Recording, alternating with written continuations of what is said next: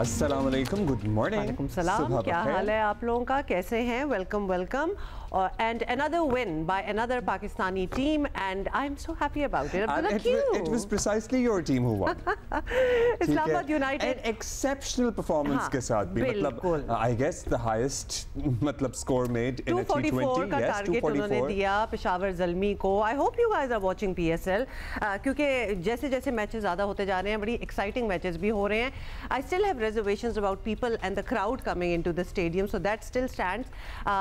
But हमने इस match की तफसील से बात करनी है, लेकिन एक और आपको पता है ना, क्वालिफायर राउंड चल रहा है ICC विमेन वर्ल्ड कप का, जिसमें पाकिस्तान टीम की शानदार कारकर्दगी का सिलसिला जारी है. सो हम इस जीत को, इस कामयाबी को किसी और चीज से ओवरशैडो नहीं होने देंगे. खुशी हो रही है ना, ओवरशैडो नहीं होने देंगे. इवेंट में नाकाबिले शिकस्त टीम पाकिस्तान की मुसलसल तीसरी फतह. भाई हाउ इज दैट? भाई टचवुड भी कर लें और जो चीजें आपने करनी है ना कर लें, क्योंकि ये हैट्रिक हो रही है third time.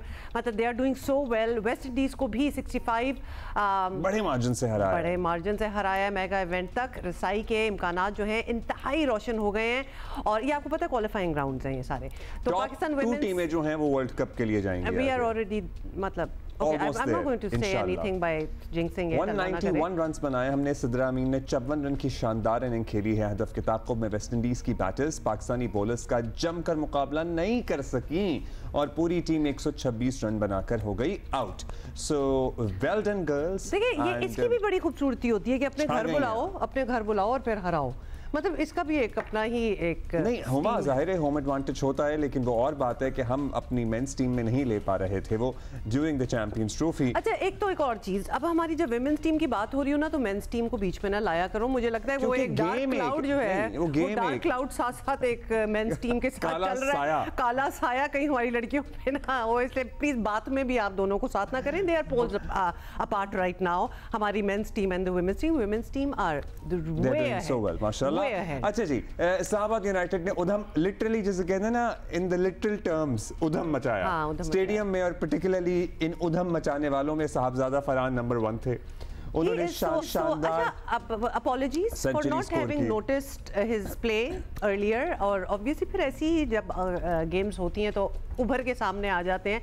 So he definitely did. और I guess that was a big contribution जिसकी वजह से इस्लामाबाद यूनाइटेड जो है वो ह्यूज मार्जिन से जी, उन्हीं का मार्जिन था जिससे वो जीती है एक्चुअली. कल मैं सोच रहा था कि अगर साहबजादा फरहान को अपने एक्चुअल नंबर पे खिलाया जाए पाकिस्तान टीम में भी, तो क्या वो तब भी इससे क्या नंबर एक्चुअल वो ओपन किया है ना. अच्छा, ओपन किया है. Okay, top order basically. HPL PSL में इस्लामाबाद यूनाइटेड ने पेशावर ज़ल्मी को लिटरली आउट क्लास किया है. 102 रन से हराया है. साहबजादा फरहान की सेंचुरी की बदौलत फातेह टीम ने 5 विकेटों पर 243 रन बनाए, 244 का हदफ दिया. हदफ के ताक़ुब में भाई एक और तरक्की भी हुई है कल. साहबजादा फरहान की तो हम बात कर रहे हैं, 100% इंप्रूवमेंट दिखाई है बाबर आजम भाई ने. अब्दुल्ला इस तरह नहीं करना. मैंने क्या कहा? Look at him, please focus on him. ये शक्ल से do not say that. I'm very sensitive about Babar Azam. और बताइए आप, मैं एक बात बताऊं आप बताएं तो complete your thought. आप क्या रहे थे? मैं आपको बात बताता हूं. आप लोगों की वजह से शायद बाबर आजम यहाँ तक पहुंचे. आप लोग नहीं जी, हमारी वजह से बाबर आजम का लोगों को पता चला था. लेकिन वजह से बाबर आजम यहाँ तक पहुंचे, क्योंकि अगर आप लोग उनके साथ बहुत पहले ऑनेस्ट हो जाते हैं ना, तो शायद यहाँ तक वो ना पहुंचते. नहीं, he was doing very well. He has been having a very long dark patch. इसका मतलब ये नहीं है कि वो अच्छे ही नहीं थे और हमने सर पे बिठा दिया. मैंने कब कहा कि अच्छे नहीं थे? He's a star, we love him. No. Go back to what you started saying by saying कि बाबर आजम की 100% इंप्रूवमेंट हुई है. Please explain. कल वो 0 पे आउट हुए थे. फैक्ट्स की बात कर रहा हूँ मैं, फिगर्स की बात कर रहा हूँ. 100% इंप्रूवमेंट दिखा के 0 से 1 पे आउट हुए हूँ. बहुत ये इस किस्म की बातें हैं जो बाबर आजम जैसे प्लेयर्स को प्रेशर में लेके आती है कि 100% इस किस्म की बातें हैं जब ये कहते हैं ना कि किंग और फलाना और ढमकाना, जिसकी वजह से वो यहाँ तक पहुंचे. इस किस्म की बात है. यानी कोई अच्छा प्ले कर रहा हो अब्दुल्ला की जिंदगी में, कुछ अच्छी चीज हो रही हो तो मुंह मोड़ लो. इस पे हम एक्सपर्ट से बात करेंगे. मेरा ख्याल है कि अगर उन्हें अच्छा प्ले कर रियलिटी चेक बहुत पहले मिल जाता तो उनकी गेम भी बेहतर होती. और वो he is no doubt an out class batter, an out class batter. But मेरा ख्याल है कि जो मदाह सरा होते हैं ना, उनका भी बहुत बड़ा किरदार होता है आपका जर्नी आगे बढ़ाने या रोक देने में। रावलपिंडी स्टेडियम में रन्स की बहती गंगा मतलब एक बाबर आजम को ही आपने पकड़ लिया कौमी टीम में, बाकी तो सारे झंडे गाड़ रहे हैं ना, जैसे कि I am sorry you have been very unfair and we will go ahead. Yes you have. तो हम जल्दी से आगे चलते हैं क्योंकि हमने तो एग्री करना नहीं है, तो अभी शो बहुत ज्यादा रहता है। तो रावलपिंडी फैक्चुअल बात में फिगर की बात वापस वहीं आ गए। अच्छा, रावलपिंडी स्टेडियम में रन्स की बहती गंगा में इस्लामाबाद के साहबजादा फरहान की सेंचुरी हम आपको बता चुके हैं, वही दूसरी तरफ ये भी बता चुके हैं। Do not go there again. Zalmi के मोहम्मद हारिस ने 87 रन बनाए और पूरी टीम 141 रन बनाकर आउट हो गई। इमाद वसीम के 3 शिकार हुए। Saim Ayub is also back. ज़ाहिर है अभी तक वो उस तरह से नहीं कोई बड़ा स्कोर बना टोटल इवेंट जो पीएसएल का है, इवेंट में अब इस्लामाबाद के 2 मैचेस में 4 पॉइंट्स हो गए हैं। ज़ल्मी 2 मैचेस के बाद भी जीत के मुंतज़िर हैं, तो लिहाजा उन्होंने कुछ नहीं जीता और इस्लामाबाद के 2 हो गए। आज अलबत्ता एक बड़ा ही कोई इंटरेस्टिंग मैच होने वाला है। लाहौर वर्सेस कराची। आज कोई कह रहा था when we were talking about it, somebody was saying Lahore versus Karachi is like India Pakistan match, which is so not true, you know। अगर और खासतौर पे for somebody like me, मेरा तो आप लोगों को पता ही है, लाहौर जीता तो लाहौर के साथ, कराची जीता तो कराची के साथ, तो these are all our teams, there is no India Pakistan situation going on। Some people believe it though, and I think मुझे लगता है कि शहरों की राइवलरी जो मतलब एक फ्रेंडली राइवलरी पहले ज्यादा होती थी, अब शायद उतनी नहीं है, because you know people have also kind of moved on from these petty लड़ाइयाँ, so I think ये माजी की बात है। लाहौर कराची अब हमने बहुत क्रिकेट की बात कर ली और इस पे हम मजीद बात करेंगे लेटर इन द शो, लेकिन अब हम जरा हमारा मौसम का जो हाल है ना, जो कि लगता है कि कोई बदला उतार रहा है मौसम हमारे साथ, इट इज़ बर्निंग हॉट। तो वही हुआ जिसकी माहिरीन मौसमियात कुछ दिनों से पेशगोई कर रहे थे और मुल्क भर में गर्मी की शिद्दत में गैर मामूली इजाफा देखा जा रहा है और ख़ास तौर पर अंदरून सिंध में सूरज ने आग बरसाना शुरू कर दिया है। 100% true, if you are not here तो हम आपको बता रहे हैं। कल लाड़काना में दर्जा हरारत था 46 degree centigrade. Can you imagine? Nawab Shah में भी 43 डिग्रीज था। महकमा मौसमियात और एनडीएमए बार बार खबरदार कर रहे हैं कि आने वाले दिनों में ख़तरनाक हीट वेव जो है वो आ सकती है और कराची वाले इस लिहाज से थोड़े खुशकिस्मत साबित हो रहे हैं कि आजकल हमारा जो चल रहा है वो अराउंड 37, 38, 36 इस किस्म की डिग्री टेम्परेचर जो है। फील्स लाइक ज़रा ज़्यादा है और हवाएं भी चल रही हैं। हवाएं चल रही हैं, उसकी वजह से कुछ रिलीफ मिल जाता है, लेकिन माहिरीन खबरदार कर रहे हैं कि आने वाले दिनों में बेशतर इलाकों में मौसम शदीद गर्म और खुश्क रहने का इम्कान है। खास तौर पर मुल्क के मैदानी इलाके सख्त गर्मी की लपेट में आ सकते हैं। एनडीएमए और महकमा मौसमियात की जानिब से बार बार शहरियों को हीट वेव से बचाव के इक़दाम का कहा जा रहा है।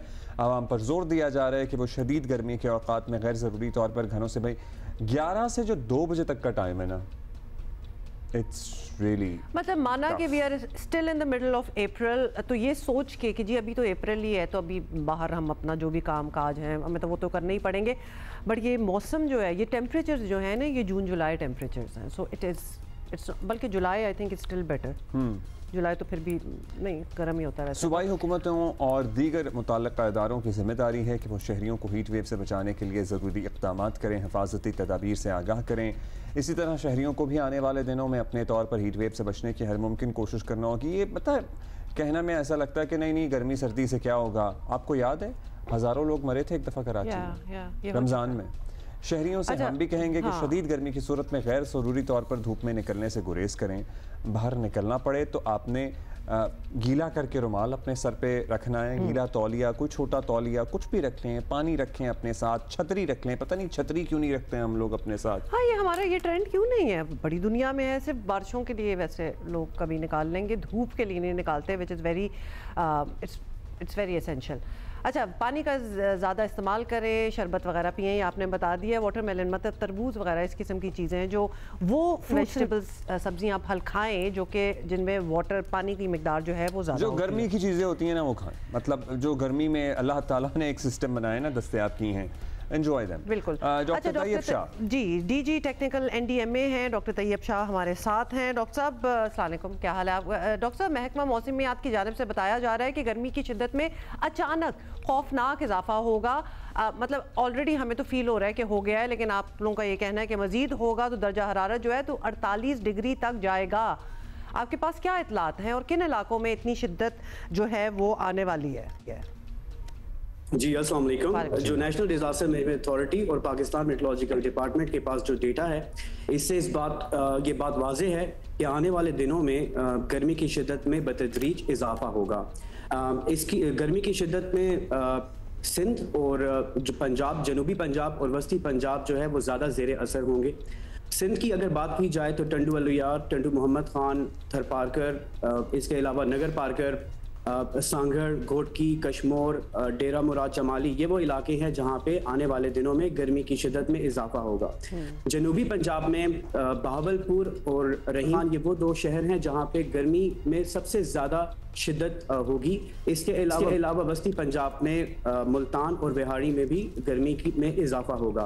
इसके साथ साथ बलोचिस्तान में भी की साहिली पट्टी, गवादर, अवरान, केच, पंजगोर, वाशुक, चावी, ये भी वो इलाके हैं जो कि गर्मी की शिद्दत में आने वाले 4 से 5 दिनों में यहाँ पर भी गर्मी की शिद्दत में इजाफा हो। जी अच्छा, तैयारी क्या है भाई? गर्मी की शिद्दत में इजाफा, वार्निंग दे देना आप लोगों का काम है या इसके लिए आप कुछ इक़दाम भी तजवीज़ करते हैं? जी, वफाकी सतह पर नेशनल डिजास्टर मैनेजमेंट अथॉरिटी का रोल जो है प्रोविंसेस के डिजास्टर मैनेजमेंट सिस्टम में हम आहंगी पैदा करना है। इस रोल को मद्देनजर रखते हुए नेशनल डिजास्टर मैनेजमेंट अथॉरिटी मुसलसल provincial level disaster management authority और ज़िले इंतजामिया के साथ मशावरती इजलास कर रही है और उनके साथ मुसलसल राब्ते में है। हमने फरवरी के महीने में ही कंप्लीट वेदर आउटलुक डेवलप करके डिफरेंट गाइडलाइंस डेवलप की, जिसमें हीट वेव एक्शन गाइडलाइन हमने फरवरी के महीने में डेवलप करके प्रोविंसेस को दे दी, जिसमें तमाम वो इलाके जहां पर हीट वेव एक्सपेक्टेड है। और ये भी बाद में बताता चलूं कि नेशनल डिजास्टर मैनेजमेंट अथॉरिटी ने फरवरी के महीने में ही अप्रैल मिड के अंदर एंड अप्रैल से ऑनवर्ड जो अभी 7 डेज हैं, इसमें हीट वेव की पेशेंगोई करते हुए तमाम सूबाओं जो प्रोविंशियल डिजास्टर मैनेजमेंट अथॉरिटीज़ को वो तमाम डिस्ट्रिक्ट्स की वल्नरेबल जो हॉट स्पॉट्स हैं उनकी आइडेंटिफिकेशन कर दी थी। इसके साथ साथ NDMA ने एक robust heat wave action guideline develop की है, जिस गाइडलाइन के अंदर वो तमाम रिस्पॉन्सिबिलिटीज़ जो डिफरेंट ज़िली इंतज़ामिया में different rules and responsibilities different इदारों की हैं, उसमें हमने एक्सप्लेन कर दी। फॉर एग्ज़ाम्पल, अगर वो इलाके जहाँ पे हीट वेव आने वाली है वहाँ पे हेल्थ सिस्टम के अंदर कौन कौन सी इंपॉर्टेंट एक्टिविटीज़ करनी है, फॉर इंस्टेंस जो हीट स्ट्रोक सेंटर्स हैं, और हीट स्ट्रोक सेंटर्स के अंदर वो ओरल रिहाइड्रेशन सिरप्स या इलेक्ट्रोलाइट्स का होना या इसके अलावा हीट प्रोटेक्शन गेट्स का होना, तो वो तमाम इंपॉर्टेंट जहाँ पे वल्नरेबल हॉटस्पॉट्स हैं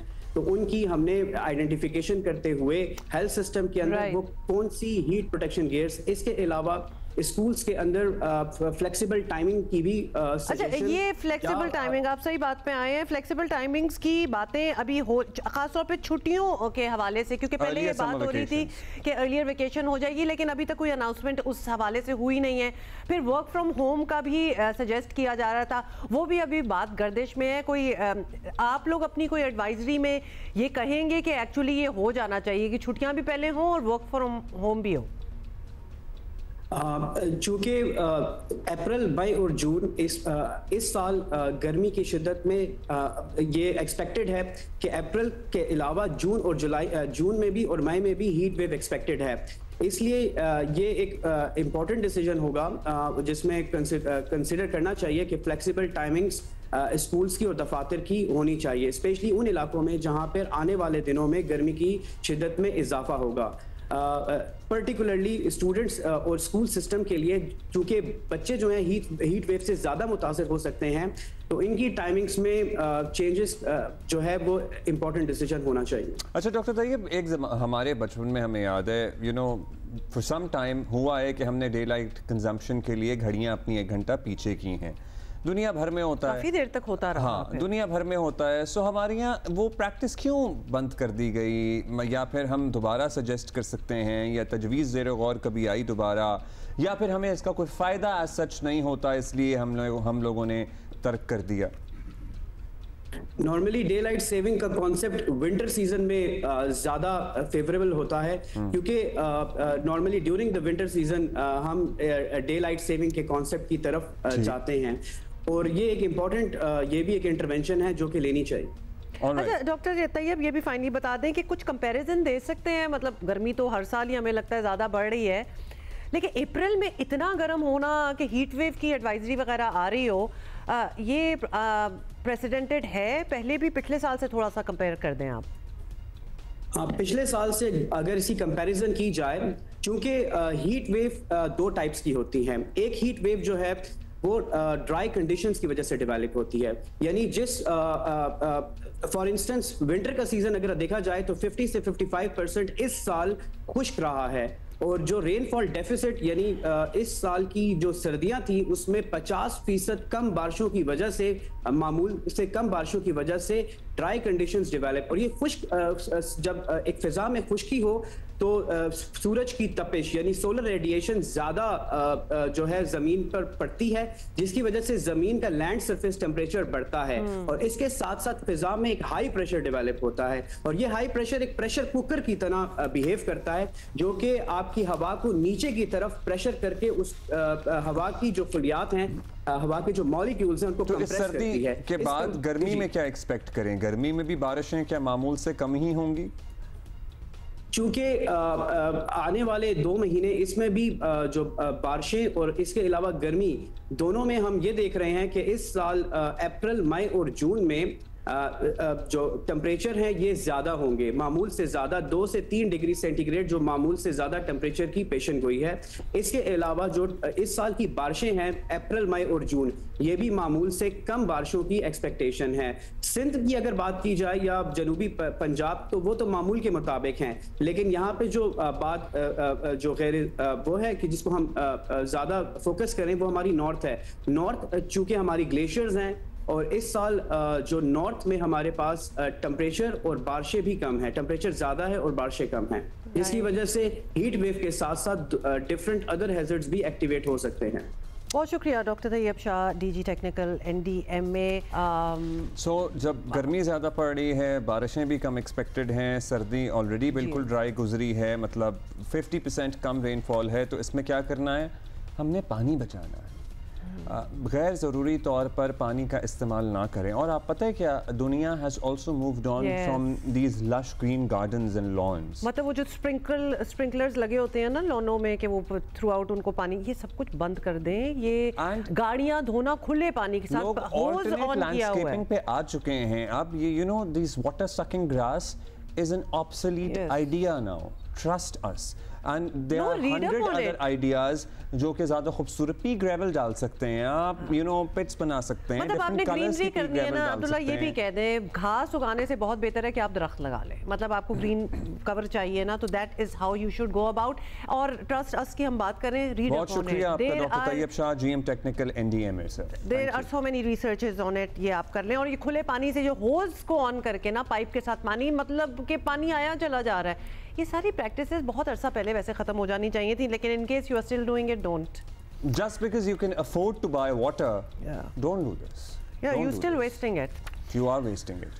अच्छा जी, coming back rather to PSL। अच्छा, ये जरा एक एक्शन पे जरा कुछ क्वेश्चन हो रहा है, एक्शन पे क्वेश्चन। अच्छा, मैंने वैसे बनाया है। तो PSL 10 में शायकीन क्रिकेट को बड़े ज़बरदस्त मुकाबले देखने को मिल रहे हैं, लेकिन साथ ही कुछ ऐसी चीज़ें भी सामने आ रही हैं जो कि फ्रेंचाइज के लिए तो परेशानी का बायस हैं, मगर हमारे डोमेस्टिक क्रिकेट के निज़ाम से मुतालिक भी सवालात जो हैं वो उठ रहे हैं। जैसे कोयटा ग्लैडिएटर्स के स्पिनर हैं उस्मान तारिक, उनका बॉलिंग एक्शन रिपोर्ट हो गया है कैसे रिपोर्ट होता है? वैसे मैं ये सुनते हैं और हम आपको भी बताते हैं, बट क्या उसने कर दिया? The authorities who take notice of these things, जो जाहिर है क्वेटा ग्लैडिएटर्स के लिए बड़ा धचका है। कानून के तहत उस्मान तारिक PSL में फ़िलहाल बॉलिंग जारी रख सकते हैं, लेकिन अगर उनका एक्शन दोबारा रिपोर्ट हुआ तो वो बॉलिंग नहीं कर सकेंगे।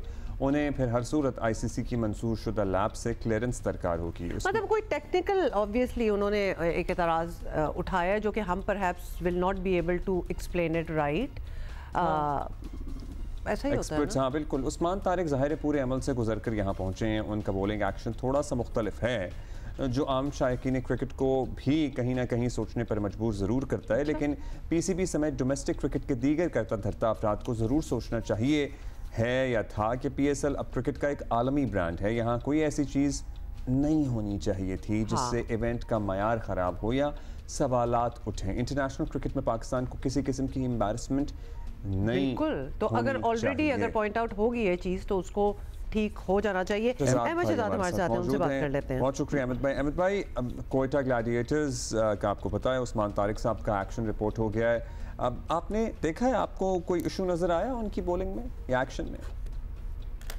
देखिए, एक दफा पहले भी उनका एक्शन कॉल हुआ है, उसके बाद उनको क्लियरेंस मिली है। क्लियरेंस मिलके दोबारा से इस तरह कॉल हो जाना, ये थोड़ा सा डिस्टर्बिंग है। आई एम नॉट श्योर कि ये क्या हो रहा है क्या नहीं। जो भी है, फ्रेंचाइज को काफी नुकसान होने वाला है इस चीज का, क्योंकि कॉम्बिनेशन उन्होंने बनाया था क्योंकि वो क्लियर थे, उसकी वजह से उसको पिक किया गया, क्वेटा ग्लैडिएटर्स ने किया। और उसके बाद मेरे ख्याल से उनका जो प्लान लग रहा है वो यही लग रहा है कि मिडिल के अंदर 2 मिस्ट्री स्पिनर्स के साथ उन्होंने ऑपरेट करना था, जो अक्सर हमने पहले 2 मैचेस के अंदर देखा है।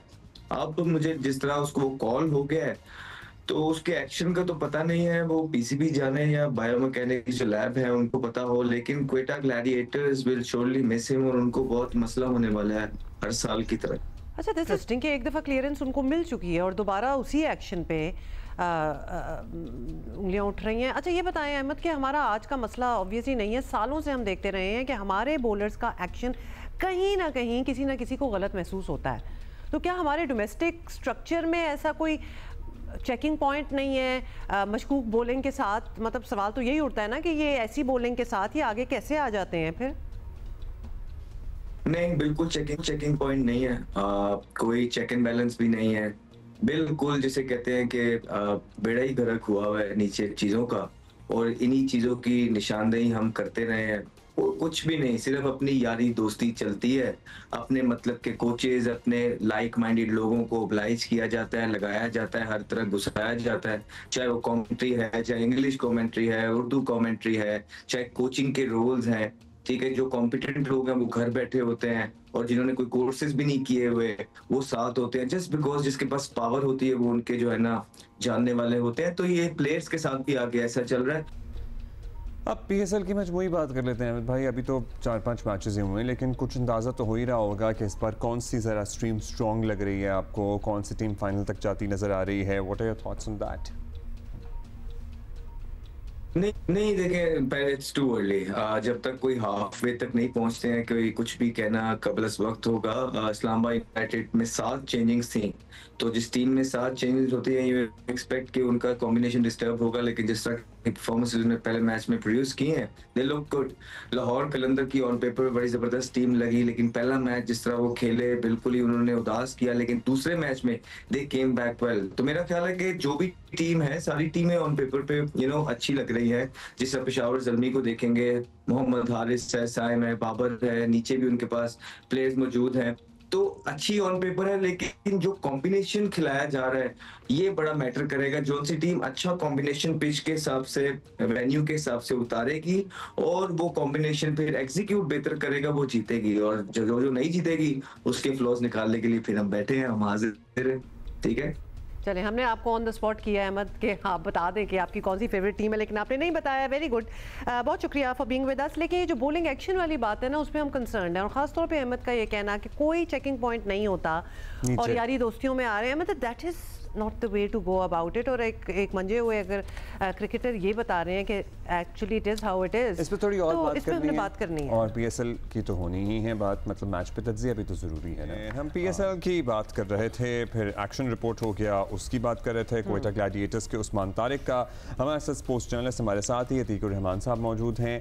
अदीक भाई, उस्मान तारिक वाला मामला पहले भी उठा था, फिर इन्हें क्लियरेंस मिली, अब इन्हें दोबारा कुछ इशू हो रहा है। प्रोसेस जरा हमें समझाइए, हु रिपोर्ट्स द एक्शन, या आईसीसी बैठा होता है नोट करने के लिए? नहीं, आईसीसी नहीं, ये अंपायर्स, ये तो दरअसल जो एहसन रजा पाकिस्तानी अंपायर्स और क्रिस ब्राउन जो है, उन्होंने उस्मान तारिक का एक्शन जो है वो थोड़ा सा मशकूक पाया, तो उन्होंने रिपोर्ट किया उसको। अब अगर इस PSL के अंदर दोबारा, क्योंकि अभी जो है खेल सकते हैं, बॉलिंग करा सकते हैं, लेकिन अगर दोबारा रिपोर्ट होते हैं तो फिर इनको जो है बॉलिंग से रोक दिया जाएगा। मैच खेल सकते हैं, बैटिंग कर सकते हैं, लेकिन ज़ाहिर बात है फिर नहीं खिलाएंगे। जब बॉलिंग से रोक देंगे तो एक स्पिनर्स को बॉलिंग से जब रोक देंगे तो फिर ये दोबारा वही प्रोसेस स्टार्ट होगा जो पिछले साल हुआ था कि ये PCB में जाए, एकेडमी में जाएंगे, वहाँ थोड़ा वर्क करेंगे, फिर जो ICC की मंजूर शुदा लैब है यहाँ लाहौर के अंदर लैब्स की, वहाँ से क्लियरेंस लेंगे। वो ICC क्लियरेंस देती है।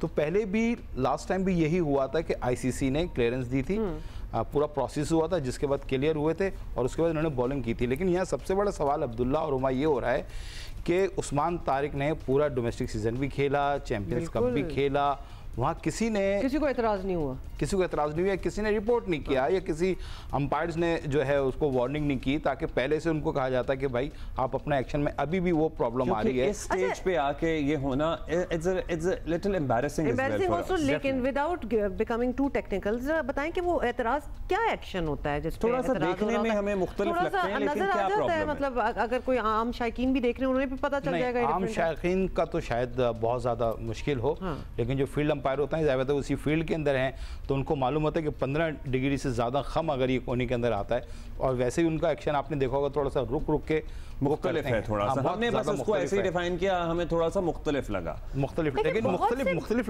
होने की वजह से सस्पेक्ट नहीं हुआ है। हाँ, ये 15 डिग्री से ऊपर जब ये जाता है तो वहां जाके सस्पेक्ट आता है, फिर वो जज होता है। आपने देखा होगा माजी के अंदर शोएब अख्तर का भी हुआ था, मुरलीधरन का भी हुआ था, लेकिन शोएब अख्तर का जो इस वजह से इसको एडवांटेज हुआ था कि उन्होंने कहा था कि मुझे बचपन से ही जो है उनके हाथ में अगर आप देखें तो थोड़ा सा यूं है, खम है, तो इस वजह से उनका जो है ना इतना ज़्यादा फिर प्रॉब्लम नहीं हुई थी। तो मुताहिर का भी यही, हाँ, मुरलीधरन का भी यही था।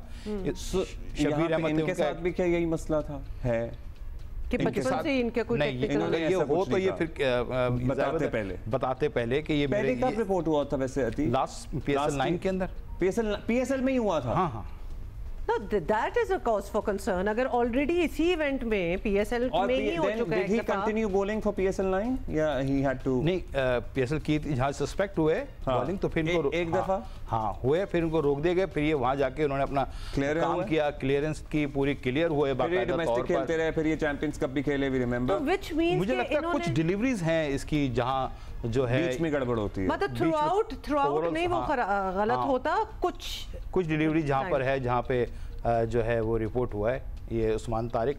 और अब दूसरी दफा अभी तक तो क्वेटा ग्लेडिएटर्स के साथ टीम में हैं, अगर इनको दोबारा खिलाया जाता है या खेलते हैं और दोबारा रिपोर्ट होते हैं, अंपायर दोबारा इनको रिपोर्ट करते हैं, तो फिर चलिए जी, आज बड़ा मुकाबला है, महामुकाबला, कराची वर्सेस लाहौर। दोनों ही टीमें जबरदस्त, मतलब कराची ने भी क्या शानदार हासिल की है, लाहौर ने भी क्या जबरदस्त कमबैक किया है, जीते हैं, so it's going to be tough. लेकिन लाहौर के लिए मैं ये कहूँगा कि वो बिल्कुल कल पहुँचे हैं, उन्होंने ना कराची की, अभी वैसे तो खैर उनको मालूम होगा क्या कंडीशन होती है, क्या फोरकास्ट होती है, क्या है क्या नहीं है, लेकिन उन्होंने बिल्कुल कराची में एक प्रैक्टिस भी नहीं की, एक बॉल की भी प्रैक्टिस नहीं, क्योंकि कल परसों उन्होंने मैच खेला, कल वो यहाँ कराची कोई एडवांटेज हासिल है कि हाँ, और दूसरी बात भी कराची में जो है वो टॉस भी मेरे ख्याल से बड़ा इफेक्टेड होगा, क्योंकि हमने देखा तो जो पहला मैच था, क्योंकि यहाँ ड्यू फैक्टर जो है वो बड़ा मैटर करता है यहाँ पर, और काफी वैसे ही एक सवाल है, not that it matters, but ये मतलब कराची का तो होम ग्राउंड है, ये मैच लाहौर में भी हो सकता था, होम एंड अवे की बुनियाद पर होते हैं ना। अच्छा, दोनों हो रहे हैं। हाँ, अच्छा, वहाँ भी होगा जी लेटर। अब मुझे बताइए, तैयारी तो जाहिर है PCB करता है, लेकिन स्टेडियम के अतराफ क्या सूरत हाल रहती है? We just want to encourage people to go show up and enjoy cricket. क्या वीकडेज हैं, लोग लेट होने की वजह से नहीं जा रहे हैं, या उन्हें पार्किंग नहीं मिलती है, क्या निजाम है पूरा, या सड़क की बंद, या गर्मी बहुत है, ये भी तो हो सकता है। नहीं, शाम में तो बड़ा प्लेजेंट है। अब्दुल्ला, ये बहुत आपका सवाल ऐसा है कि बात ये भी तलाश नहीं कर रहे हैं बहुत से, इसके रीज़न इतने ज़्यादा हैं कि आप किसी एक रीज़न पे लेके सारा डिपेंड नहीं कर सकते, बहुत सारे इसके रीजंस हैं। अच्छा, वैसे कराची की आप ऑडियंस मतलब शायकीन को और दीगर शहरों के शायकीन को आप बहुत फ़र्क है उनके अंदर। आप यही ओपनिंग सेरेमनी, अगर मैं सॉरी टू से, उन्होंने अच्छी ओपनिंग सेरेमनी थी, लेकिन यही पिंडी स्टेडियम में जिस तरह उसने उड़ता हुआ इंसान एक नज़र आया 3-4 फुट के ऊपर पे, कराची में आप दिखाएंगे, कराची के आवाम को ये समझ में नहीं आएगा। क्यों? नहीं तो उनके क्या वो मतलब एक हर इंक्लूजन में जा रहा है, वो यूं खड़ा और यूं जा रहा है, आई तो मुझे नहीं लगता कि ये कोई अट्रैक्ट करेगा कराची की ऑडियंस को। मुझे नहीं लगता। मैं यहाँ प्रोटेस्ट करूंगी तो पिंडी के आवाम को क्यों अट्रैक्ट कर रहा है उड़ता हुआ बंदा? इधर नहीं करेगा। दूसरे उससे जो ना पब्लिक आ रही है वहाँ से, आपको मतलब छोटे शहरों से, उनके लिए अट्रैक्टिव है ये। लेकिन कराची के चलो ये तो एक ओपनिंग सेरेमनी की बात हो गई, आ रहे लोग। हाँ, अब पब्लिक की बात कर दें। पब्लिक को लाने के लिए आपने कराची के आवाम के लिए किया क्या है? मुझे तो आप पहले तो ये बताएं कि हमने ये चीज़ बेहतर किया है। एक हाँ ये कह सकते हैं कि पार्किंग अब जो पहले बहुत दूर होती थी अब आपने करीब कर दी, और क्या चीज़ बेहतर है? मतलब पता है क्या, स्टेडियम थोड़ा सा फासले पे होने चाहिए।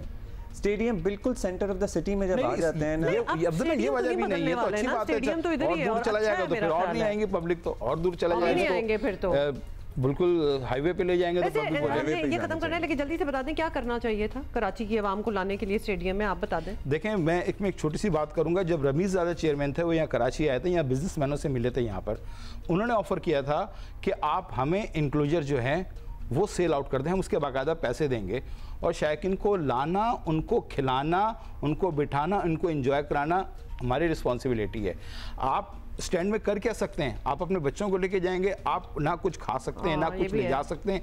अच्छा, आप बाहर जाएंगे बिरयानी खाने, आपके साथ 3 बच्चे हों, आपकी फैमिली हो, आपके पास बैठने की जगह नहीं है, कहाँ बैठ के खाएंगे बिरयानी पिज्जा? कहाँ खड़े खड़े खाएंगे? 2 बच्चे वो रो रहे हैं। ऑनलाइन ही है या फिजिकल भी जाके ले सकते हैं? क्या? सॉरी, टिकट सिर्फ ऑनलाइन ही है या नहीं फिजिकल भी आप जाके किसी भी? नहीं, मतलब एनीबडी से, अगर किसी ने आज सोचा, पता है क्या, मुझे थोड़ा कराची न्यूजीलैंड का मैच हुआ था, सॉरी बात काट रहा हूँ, कराची चैंपियंस ट्रॉफी में जो कराची न्यूजीलैंड का मैच था, कराची के अंदर पहला मैच था, बहुत पब्लिक थी, इतनी लंबी लाइनें लगी हुई थी, लेकिन उन टिकट को चेक करने के लिए जाहिर बात है एक प्रोसेस तो उनको करना है, वो भी करना है। लेकिन अगर आप 4-5 टीम गेट पे, हर गेट पे बिठा दें, एक तो आप आधे गेट खोलते हैं, आधे नहीं खोलते। और उसमें एक पता मसला क्या था, किसी को पता ही नहीं था किसकी ये कलर क्या है, इसकी कोडिंग का क्या मतलब है, इसकी एंट्री कहां से होनी है। I'm going to stop you both here. बिल्कुल, अब मजीद टाइम नहीं है, हमें ब्रेक भी लेनी है। थैंक यू अतीक, आपने बड़ी इनसाइट हमें प्रेजेंटेशन नहीं देते, ब्रीफिंग नहीं देते स्टाफ को जो बाहर बैठा होता है। अच्छा जी, ओके।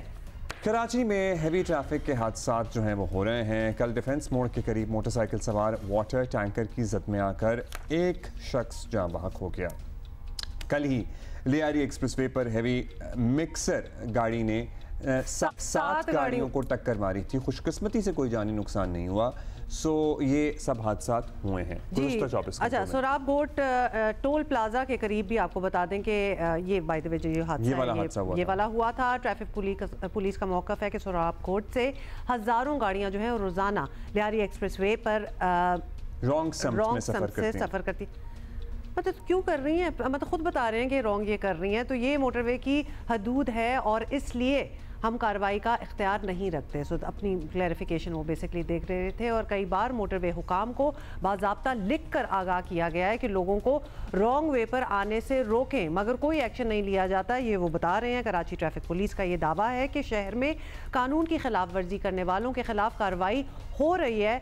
सैकड़ों गाड़ियों को तहवील में भी लिया गया है, मगर देखा यह गया है कि अक्सर हादसात के बाद कहीं ना कहीं कानून की वायलेशन नज़र आती है। मतलब लोग खुद ही आ जाते हैं, मारपीट करते हैं। वो तो उस दिन तो गाड़ी जला दी थी उन्होंने। तो ये सारी चीज़ें भी हो रही हैं। अब हम आपको पता ही है, कहते आए हैं कि असल मसला कानून की अमलदारी होता है। अगर इस पर काबू पा लिया जाए तो कोई वजह नहीं कि हादसात की शरह कम की जा सकती है। ये भी कहा जा रहा है कि गाड़ियों को नुकसान पहुंचाने की बात हो या रोड हादसात में कीमती जानों के ज़िया की, मुल्ज़िमान ड्राइवर्स की बासानी जमानत भी हो जाती है। और हो भी गई। ये शाहराह फैसल पे आपको याद है ना, बड़ी वायरल हुई कि पुलिस के रोकने के बावजूद जो है एक डंपर जो है वो भाग रहा था, चला जा रहा था। तो हुआ ये कि वो कल अदालत में पेश किया गया और उसकी फौरी जमानत भी हो गई। तो दीज आर द थिंग्स। इसलिए कैसे हम एक्सपेक्ट कर सकते हैं कि ये निज़ाम जो है ये बेहतर होगा, क्योंकि वो जो पुलिस के रोकने पे नहीं रुक रहा था उसको ये पता था कि मैं निकल आऊंगा, कोई इतनी बड़ी बात नहीं। अगर पुलिस के रोकने पे कोई ना रुका तो फिर कुछ तो थोड़ा सा मुआवजा तो होना चाहिए। अब इस मामले में ट्रैफिक कवानीन का जायजा लिया जाए, अगर कहीं तब्दीली या इसमें सख्ती लाने की ज़रूरत है उसमें भी कोई हर्ज नहीं है। इसी पे बात करते हैं। अमीन अनवर साहब हमारे साथ मौजूद हैं। अमीन भाई, आप ज़ाहिर है ये कानूनी मामला बड़े अरसे से कवर कर रहे हैं। हर डेथ को, इवन जो अभी हम ये तो शार फैसल वाले का तो अलग बात करेंगे, लेकिन हर डेथ जो एक्सीडेंट में होती है उसको बस खता के ज़ुमरे में लाकर और ज़मानत मिल जाती है। जी बिल्कुल अब्दुल्ला, आपने बिल्कुल ठीक कहा। जब तक इन कवानीन को सख्त नहीं बनाया जाएगा और जब तक इनको नॉन बेलेबल सेक्शंस इसमें ऐड नहीं की जाएंगी, क्योंकि जब भी कोई हादसा होता है, चाहे वो एक मोटरसाइकिल सवार हलाक हो या 2 या 3, हमने ऐसे भी वाक़यात देखे हैं जिसमें एक ही हादसे में एक ही मोटरसाइकिल पर 3 नौजवान जो है वो डंपर की टक्कर से हलाक हुए हैं और जिनकी उम्रें 21 साल, 24 साल और 25 साल थी। तो उसमें पुलिस की जानिब से जो सेक्शन लगाई गई थी वो 320 की जो पीपीसी की सेक्शन है, जिसमें कत्ल ख़ता जिसको कहते हैं, वो सेक्शन ऐड की गई, जिसमें अदालत ने अपनी ऑब्जर्वेशन में कहा कि इन केसेस में 322 की सेक्शन लगाई जाए जो कम से कम नॉन बेलेबल है, और इसमें कत्ल बिल सबब की जो सेक्शन है वो ऐड की जाएं, ताकि ऐसे लोगों को जिनकी हौसला अफजाई होती है। मैं अब्दुल्ला, अदालत ने यह भी कहा अपनी ऑब्जर्वेशन में कि ऐसे वाक़यात में जब ड्राइवर्स को बेलेबल सेक्शन जब ऐड की जाती हैं तो वो फौरी तौर पर ही बेल आउट हो जाते हैं, उनकी ज़मानत हो जाती है। तो उनकी हौसला अफजाई होती है कि हम जो पहली पेशी पे ही हमारी तो ज़मानत हो गई है, और इस तरह के वाक़यात। अच्छा, फिर एक बात बता दें, अब ये जो सेक्शंस डाले जा रहे हैं तो पुलिस खुद ऑब्वियसली FIR वो काट रही है, तो वो ही लिखेंगे, और आवाम को इतनी नॉलेज नहीं होगी कि हमें 320 करना था या ये करना था।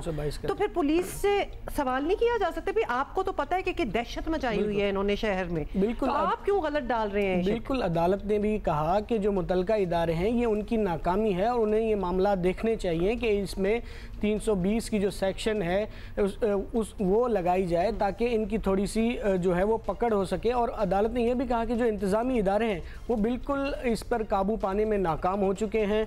जो ट्रैफिक कवानीन है उन पर अमल दरामद नहीं किया जा रहा। कमिश्नर कराची जो है वो अपने नोटिफिकेशन पर अमल दरामद कराने में नाकाम रहे हैं कि हैवी ट्रैफिक का दिन में दाखिला बंद हो जाता है। उसके बावजूद ना सिर्फ इन मामलात में PPC की सेक्शन बल्कि जो ट्रैफिक लॉज हैं उनकी भी खिलाफ वर्जी की जा रही होती है, लेकिन पुलिस ने जो है वो 99% केसेस में हमने देखा है कि 320 की सेक्शन लगाती है, जिसके बाद क्योंकि वो बेलेबल है और अदालत जो है वो अगर कम से कम पहली पेशी पे नहीं तो 1 से 2 दिन बाद जब उनको जुडिशियल कस्टडी किया जाता है तो फिर वो इस बात का अंदाजा आप इससे लगा लें कि खुद पुलिस रोक रही है एक डंपर को शारा फैसल पे, वो जो सारी वीडियो वायरल हुई थी, और उन्हीं ने दफात लगाई होंगी ना और जमानत होगी। भाई अपने लिए भी कोई सेफगार्ड पुलिस ने नहीं किया कि हमारे रोकने पे नहीं रुके। इसकी क्या दफात लगती हैं? इसने जाहिर है इसको रोकने की कोशिश की जा रही थी, कानून नाफिज करने वाले इदारों के साथ अदम ताउन की दफात कुछ ना कुछ होती है। जी बिल्कुल, इसमें अदम ताउन की ही सेक्शन मुदाखलत की सेक्शन जो लगाई गई थी, जो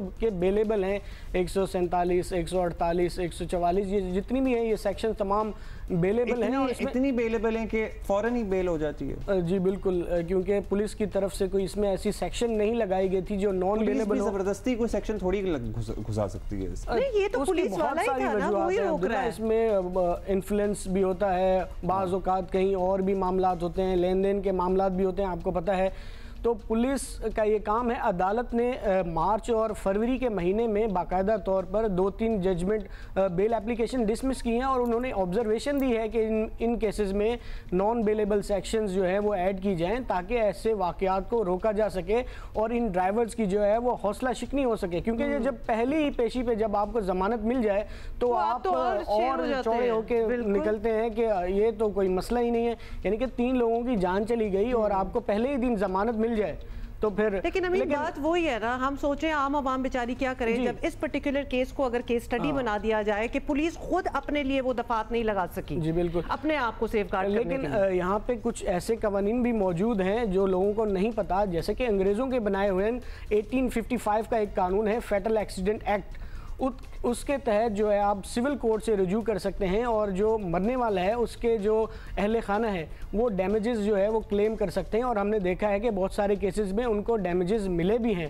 इस फैटल एक्सीडेंट एक्ट के तहत बहुत सारे लोगों ने कोर्ट से केसेस जीते हैं और ना सिर्फ बिल्कुल उनको मुआवजा मिला है, उनको कॉम्पनसेशन मिली है। आप बता दीजिए, एक तो ये एक्सीडेंट हो रहे हैं, ज़ाहिर है लोगों की जान जा रही है, उसमें हम बात कर रहे हैं, एक वो है जो एक्सीडेंट के बाद लोग चीज़ें जला रहे हैं, टैंकर जला रहे हैं, गाड़ियां जला रहे हैं, डंपर जला रहे हैं, बेसिकली अमलाक को नुकसान पहुंचा रहे हैं, नजर आतिश कर रहे हैं। वो भी अवेलेबल है ऑफेंस। उसमें अभी तक पुलिस ने सिर्फ एक रिमांड पेश किया है कुछ लोगों को, लेकिन वो भी पहली पेशी पे उन्हें भी अदालती रिमांड पर जेल भेज दिया गया है। तो उसमें भी ऐसी कोई सेक्शंस पुलिस की जानिब से अभी तक नहीं लगाई गई जिससे कहा जा सके कि ये नॉन बेलेबल हैं या इनको कम से कम रिहा होने में कुछ अरसा लगेगा। लेकिन पुलिस की तरफ से आप कह सकते हैं कि ख़ास तौर पर जो ऐसे हादसा जिसमें कीमती जानें चली जाती हैं उनमें भी बेलेबल सेक्शंस लगाई जा रही हैं, तो मामूली से नुकसान हो रहा है झगड़े पे। तो बहुत शुक्रिया आपका, थैंक यू। बड़ी अफसोस की बात है, एक और वीडियो भी निकली थी जहां वो गाड़ी जो जलाई थी ना, उस बंदे को एक कैफे इर्द गिर्द थी, वो बेचारा बचा रहा है कि लोगों ने तो उसको पकड़ के मार ही देना था उस वक्त, until the police came and then they took him. अच्छा जी, वो याद है वो आग जो लगी हुई थी, याद है ना? बुझ गई है। कुरंगी क्रीक में गड्ढे में, मतलब ड्रिल की गई थी ज़मीन में और बिल्डिंग बन रही थी और वो आग लगी थी। 17 रोज बाद आग बुझ गई है। कमर मस्तोई हमारे साथ मौजूद हैं। कमर, ये कोशिश की गई थी आग बुझाने की या बस कुदरती तौर पर ही खुद ही आग बुझ गई है? देखिए जी, वहाँ पे जो सिक्योरिटी स्टाफ इस निजी सोसाइटी का मौजूद था, हमको कहना था कि सुबह सवेरे आग जो है वो अपने तौर पर ही बुझ गई है। लेकिन हम जब वहाँ खड़े थे तो गैस की स्मेल अभी भी वहाँ पर आ रही है। मुकम्मल तौर पर गैस का अखराज खत्म नहीं हुआ और जो पानी उस गड्ढे में भरा हुआ था उसके बाद से भी ये वाज़ेह हो रहा था कि गैस अभी भी मौजूद है, लेकिन बज़ाहिर ये लग रहा था कि उसकी मिक़दार कुछ कम हो गई है। अच्छा जी कमर, एक दफ़ा दोबारा से, क्योंकि आपकी आवाज़ सही तरह नहीं आई, कि तो कोई कोशिश करके इस आग को बुझाया गया या खुद ही वो बुझ गई आग? देखिए जी, ये आग खुद ही बुझ गई है। जो वहाँ पे सिक्योरिटी स्टाफ तैनात किया गया उस निजी सोसाइटी का, उसने भी बताया कि सुबह सवेरे अचानक ही जो है वो आग अपने तौर पर बुझ गई है। लेकिन जब हम वहाँ पर मौजूद थे तो वहाँ पर जो है वो गैस की अच्छा, एक तो आग लगी हुई थी, साथ साथ वो जो कीचड़ पानी उबलता हुआ महसूस होता था गैस के अखराज की वजह से। सो आग तो नहीं है लेकिन वो पानी अभी भी उसी तरह उछल रहा है because of the gas pressure.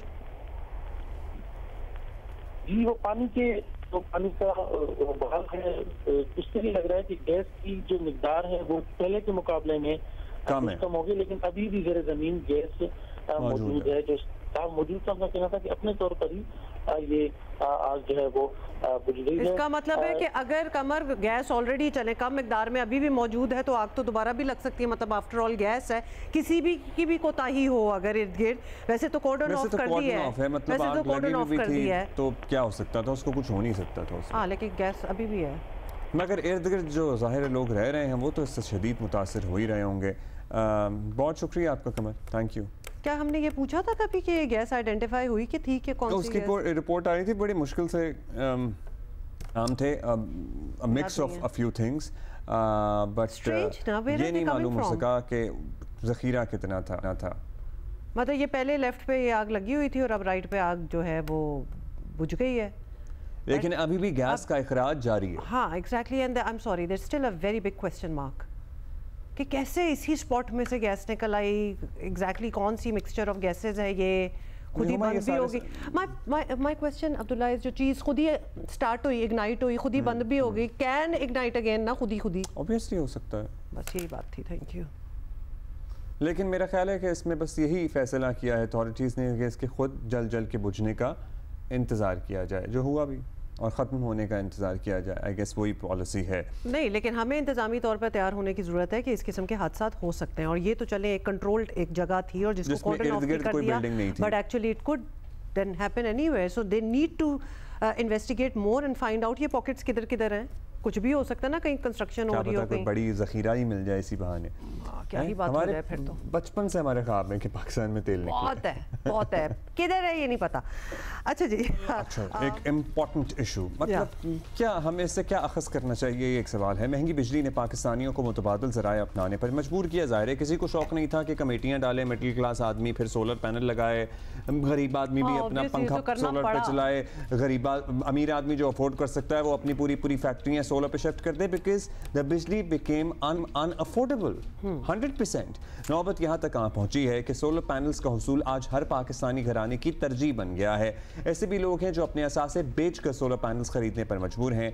बरतानवी तवानाई think tank AMRO की रिपोर्ट के मुताबिक पाकिस्तान सोलर पैनल्स दरामद करने वाला यानी इंपोर्ट करने वाला दुनिया का सबसे बड़ा मुल्क बन गया है। आपको बता दें कि 2024 में पाकिस्तान ने दुनिया के दीगर ममालिक की निस्बत सबसे ज़्यादा यानी 70 गीगावाट सोलर पैनल्स दरामद किए हैं, जिसका मतलब ये है कि इन पैनल से पाकिस्तान में बिजली की जो तलब है वो आधी बिजली पैदा हो सकेगी। कुल तलब की आधी बिजली इससे पैदा हो सकती है जितने पैनल हमने इंपोर्ट किए हैं। तो हैरान कुन बात बाय द वे इसमें यह है कि अवाम या छोटे कारोबारी इदारों का सोलर पैनल्स पर शिफ्ट करना किसी आलमी सरमायाकारी या कौमी प्रोग्राम के तहत नहीं हुआ, बल्कि लोगों ने अपनी ज़ाती कोशिशों, जिस तरह अब्दुल्ला भी बता रहे थे, और बचत से सोलर पैनल लगवाए हैं। और दूसरी तरफ हुकूमत की बात करें तो वो शमसी तवानाई के रुझान की भरपूर हौसला अफजाई कर रही है और सिंध और पंजाब की हुकूमतें जो हैं वो मुख्तलिफ मनसूबों के तहत आवाम को सोलर पैनल्स फराहम कर रहे हैं। बैंक भी इस मामले में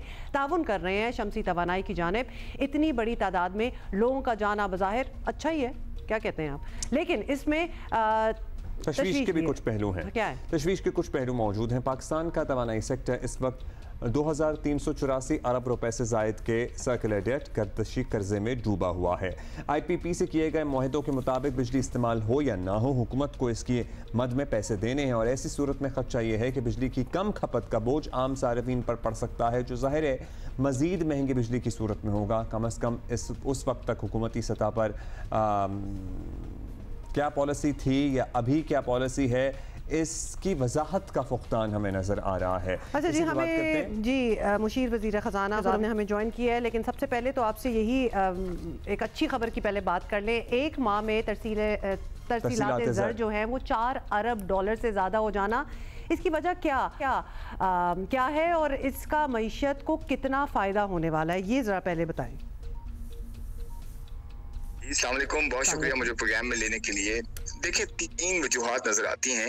एक तो ये कि जो स्टेबिलिटी है एक्सचेंज रेट में, और एक्सचेंज रेट का एक होना है इंटर बैंक में और ओपन मार्केट में, और उसकी एक वजह आपको पता है, पिछले कोई 12-15 महीने से लॉ इन्फोर्समेंट एजेंसीज ने बड़े एक्शंस दिए हैं, जिसमें हॉर्डिंग और स्मगलिंग को कंट्रोल किया, रिलेटिवली ग्रे चैनल्स को कंट्रोल किया, रिलेटिवली इसको फॉर्मलाइज किया स्टेट बैंक ने इस एक्सचेंज फॉरेन एक्सचेंज सेक्टर को, जिसमें कंसोलिडेशन हुई एक्सचेंज कंपनीज की, और फिर बैंकों ने अपनी एक्सचेंज कंपनीज को जो है वो शुरू किया, और उसके साथ साथ जो है बैंकिंग चैनल्स के थ्रू आने के लिए रेमिटेंसेस की गवर्नमेंट ऑफ पाकिस्तान इंसेंटिवाइज करती है ताकि कॉस्ट ऑफ ट्रांजैक्शन कम हो। उसका एक बड़ा रोल रहा है ओवर द पीरियड। फिर ऑफ कोर्स आपको पता है दूसरा बड़ा जो रीज़न है वो इकोनॉमिक स्टेबिलिटी है, इकोनॉमिक की डायरेक्शन का क्लियर होना है, इन्वेस्टर्स का इस तरफ आना शुरू होना है, इन्फ्लेशन का हिस्टोरिक लो पे जाना है या बहुत ज़्यादा स्टेबलाइज हो जाना है, इंटरेस्ट रेट्स का नीचे आना है, रिटर्न्स का बढ़ना है। तो ऊपर जो इकोनॉमी की डायरेक्शन, स्टेबिलिटी और क्लैरिटी और इसके साथ पॉजिटिविटी, ये काफ़ी बड़े कंट्रीब्यूटर्स हैं। और साथ साथ जैसे मैंने कहा कि जो एक्सटर्नल की जो करेंसी पैरिटी है उसका स्टेबलाइज होना, एक अच्छा रेट मिलना, और ग्रे चैनल से जो है वो जो ग्रे चैनल है उसको प्लग करना, ये कुछ रीजंस ऐसे हैं जिसकी वजह से रेमिटेंसेस का फ्लो बढ़ा है। और आप देखेंगे कि स्टेट बैंक ने ये प्रोजेक्ट किया है कि जो पूरा साल है ये $4.1 बिलियन तो एक मंथ का हाईएस्ट एवर फ्लो आया है।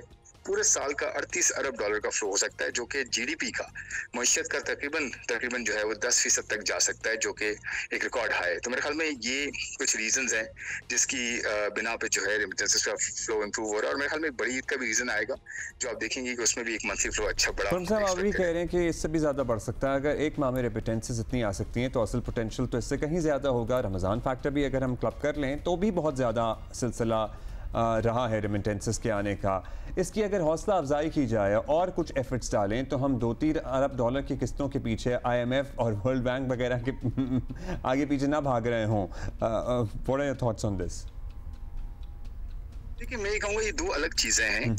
ऑफ कोर्स इसका पोटेंशियल, सबसे पहले मैं ये कहूँगा कि पोटेंशियल इससे कहीं ज्यादा है। मैं ये कहूँगा कि जो आपने IMF की बात की है, देखें IMF का प्रोग्राम जो है वो एक बड़ा स्ट्रक्चर्ड और बहुत ही ज्यादा डिटेल्ड प्रोग्राम होता है, और इसका एक पूरा इसका मैकेनिज्म है, पूरा इसका जो है वो प्रोसेस है जिसके अंदर रह के आप अपने आप को ठीक करते हैं। और अगर आप इस प्रोग्राम को सही से इस्तेमाल करें तो बहुत बेहतरी आ सकती है आपकी इकोनॉमी में। अब प्रॉब्लम ये रहे हैं कि हम प्रोग्राम्स को या तो कंप्लीट नहीं कर पाए, या फिर हम जो है कंप्लीट अगर हमने एक आध मरतबा किया भी है तो उस पर हम अपने आप को फिर उस ट्रैक पर रख नहीं पाए, फिर हमने वही गलतियां की पिछले कई दहाइयों में। पर ये बात बिल्कुल ठीक है कि ये जो पोटेंशियल है, कोई $60 अरब कहता है, कोई 50 कहता है, डिफरेंट एस्टिमेट्स हैं, डिफरेंट रिसर्च हाउसेज हैं जो एस्टिमेट करते हैं दुनिया में कि किस जो है वो कंट्री का कितना फ्लो हो सकता है। हमें लगता है कि जी अच्छा खासा फ्लो हो सकता है, इसमें इंसेंटिवाइज करती भी आई है गवर्नमेंट पाकिस्तान। और अभी आपने देखा एक अच्छी डेवलपमेंट ये हुई है, तकरीबन कोई 1000 से ज्यादा जो एक्सपर्ट्स पाकिस्तानीज हैं वो इस वक्त यहाँ पाकिस्तान में हैं। 60 से ज्यादा कंट्रीज से पाकिस्तान में आए हुए हैं। इस्लामाबाद में कन्वेंशन चल रही है उनकी, और इस कॉन्फ्रेंस में बहुत अच्छी डेवलपमेंट्स एक्सपेक्टेड हैं, और ये एक अच्छा बड़ा नंबर है जो कि एक्सपर्ट्स पाकिस्तान में मौजूद हैं, और बड़े इन्फ्लुएंशियल भी हैं। इसके अंदर काफ़ी लोग हैं, उनका नेटवर्क बहुत बड़ा है। तो हमें लगता है कि काफ़ी ज़्यादा जो है आपको आगे एक्सपर्ट्स पाकिस्तानी की तरफ से इन्वेस्टमेंट, रेमिटेंसेस और काफ़ी इन्वॉल्वमेंट मिलेगी जो कि इकोनॉमी को मजीद बेहतर करने में मदद देगी। अच्छा, एक मसला ये है कि ओवरसीज़ पाकिस्तानी जो हैं वो अरबों डॉलर्स अपने घर वालों को भेजते हैं, सर्टनली अपनी फैमिलीज़ को भेज रहे होते हैं, और फैमिलीज़ अपना खर्चा चलाती हैं, महंगी बिजली के बिल अदा करती हैं, जो उससे तंग आ जाते हैं, फिर सोलर लगवा लेते हैं, और इसी वजह से हम सबसे ज़्यादा सोलर इंपोर्ट करने वाला मुल्क भी बन गए हैं। जब इतना सोलर लगेगा जो हमारी कुल बिजली की तलब का आधा प्रोड्यूस कर सकता है, तो फिर वही गर्दिशी कर्जे हैं, IPPs को मुआहिदों का मामला जो पहले हमें डराता रहा है, धमकाता रहा है, वो धड़का होता है आम आदमी को कि बिजली और महंगी होने वाली है, जिसके पास ये ऑल्टरनेट्स नहीं है, और अगर हैं भी तो भी वो सोलर वाले भी डर रहे हैं। आपको पता है बीच में उठा था कि हम तो खरीदेंगे नहीं उन रेट्स पे। नहीं देखिए, उसको आप मेरे ख्याल में उसको मिक्सअप हम नहीं कर सकते। उसकी वजह यह है कि देखें सोलराइजेशन तो अपनी जगह इनकरेज की जा रही है, और सोलराइजेशन क्लाइमेट के लिए बहुत बेहतर भी है, और पाकिस्तान का एक बहुत बड़ा जो एग्जिस्टेंशियल थ्रेट है वो ऑफ कोर्स क्लाइमेट है। दो बड़े हैं इनफैक्ट, एक पॉपुलेशन ग्रोथ है और दूसरा क्लाइमेट है। और क्लाइमेट फाइनेंसिंग में आपने देखा होगा दो बड़ी डेवलपमेंट्स हुई हैं, एक IMF के साथ रेजिलियंस फाइनेंस पे जो है डेवलपमेंट हुई है, जिसपे वो बोर्ड पे जा रहा है $1.3 बिलियन, जो कि तकरीबन कोई 26-27 महीनों पे मुनस्सर होगा प्रोग्राम। और उसके साथ साथ वर्ल्ड बैंक ने जो है वो पहला कंट्री पार्टनरशिप फ्रेमवर्क जो है पाकिस्तान के साथ साइन किया $20 बिलियन का ओवर द नेक्स्ट 10 इयर्स। इसके अंदर एक क्लाइमेट का बहुत बड़ा हिस्सा है, 6 बड़े जो है वो हिस्से हैं, उसमें से क्लाइमेट एक मेन पिलर है उसमें से। जो दूसरा एंगल है इलेक्ट्रिसिटी प्राइसेस का, देखें ऑयल प्राइसेस से बहुत ज़्यादा लिंक है उनका, जो शरह सूद है उनके साथ बहुत ज़्यादा लिंक है। IPP के मुआहदे, अभी आपने देखा एक और डेवलपमेंट ये हुई कि अगर 6 IPPs को जो है वो क्लोज डाउन किया गया तो उसकी वजह से 411 अरब रुपए का जो फायदा भी हुआ है एनुअली। तो ये देखें ये डेवलपमेंट्स भी हैं, पॉजिटिव डेवलपमेंट्स भी हैं। आगे जाते हुए आपको मजीद नजर आएगा, सेकुलर डेट पे कुछ डेवलपमेंट्स बेहतर होती नजर आएंगी। फिर आपको ऑयल प्राइसेस अगर यहाँ रहती हैं, नीचे आती हैं, तो आपको इलेक्ट्रिसिटी प्राइस में मजीद कमी नजर आ सकती है। और ये हमारे प्राइम मिनिस्टर साहब ने इस पे ऑलरेडी इंडिया दिया भी है कि मजीद प्राइसेस नीचे करने की कोशिश की जाएगी, और जो है इस सेक्टर में कंपिटिटिवनेस लाई जाएगी ताकि इंडस्ट्रीज को, बिजनेसेस को और हाउस होल्ड्स को इक्वली जो है बेहतर सप्लाई मिले, रिलायबल सप्लाई मिले और अच्छी प्राइस पे मिले, ताकि जो है हमारी इकोनॉमी बेहतर एनर्जी और एफिशिएंट एनर्जी के थ्रू जो है वो ग्रो कर सके, सस्टेनेबली ग्रो कर सके और एक्सपोर्ट्स के थ्रू ग्रो कर सके। अच्छा, आपने ऑयल प्राइसेस कम होने की बात की है, तो बिजली की कीमत में जो रिलीफ मिला वो पेट्रोल की कीमत में कमी रोक कर मिला। अब इंटरनेशनल मार्केट फिर मार्जिन दे रही है कि पेट्रोल की कीमत जो है वो कम की जाए, तो क्या हुकूमत ये कमी आवाम तक जाने देगी या फिर ये भी रोक कर बिजली को सेटल करेंगे?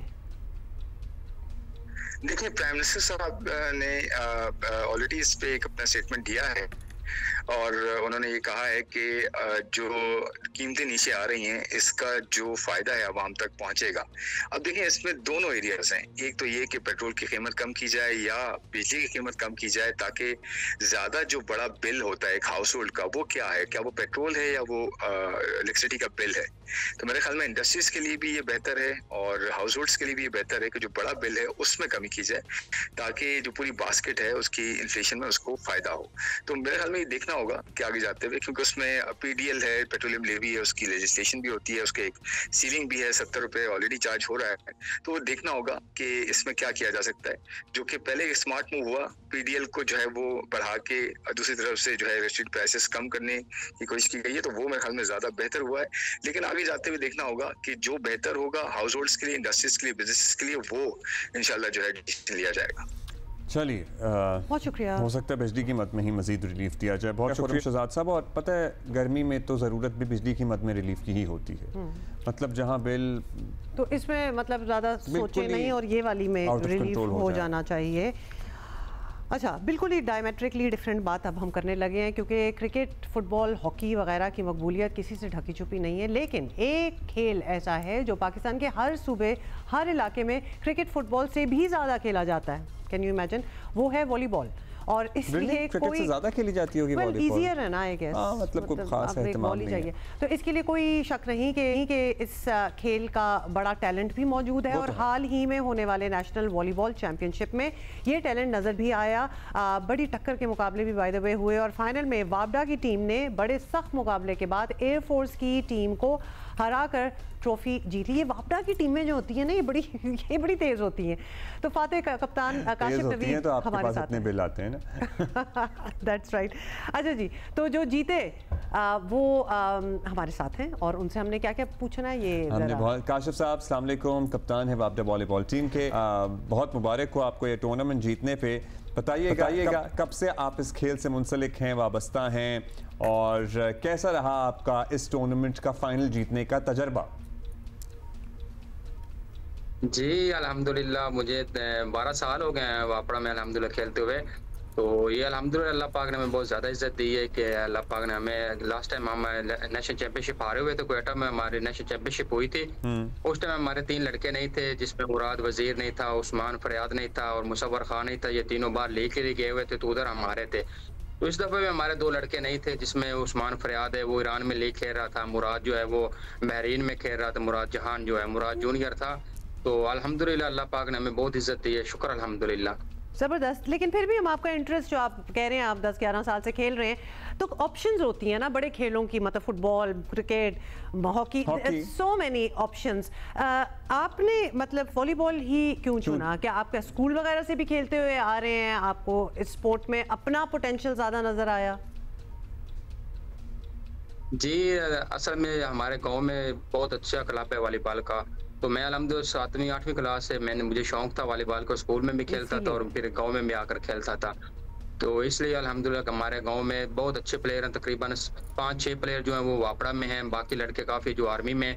तो हमारा इधर गांव में क्लब बहुत अच्छा था, इसलिए शौक था। इसलिए ये सर हमारा गांव सहीवाल में 62 वाले गांव है। अच्छा, वेरी नाइस। क्योंकि आपके गांव से तो बड़ा टैलेंट निकल रहा है, हमने कहा आपके गांव का भी जिक्र जरूर होना चाहिए। अच्छा ये बताएं, तो जब फिर आपने खेलना शुरू किया, वापडा में आप चले गए, आपने मुतारिफ कराया वॉलीबॉल या ऑलरेडी उधर वॉलीबॉल खेली जा रही थी? नहीं, पहले से मेरे जो उस्ताद हैं वो भी वापड़ा में अल्हम्दुलिल्लाह वो भी इंटरनेशनल प्लेयर थे। उसके अलावा काफी सीनियर प्लेयर हैं जो वापड़ा में हैं, आर्मी में बहुत। अच्छा, हम इंटरनेशनल सीन पे किस सतह पे हैं इस वक्त काशिफ? इंटरनेशनल हम पाकिस्तान वॉलीबॉल जो टीम है उसकी क्या रैंकिंग है इन वर्ल्ड?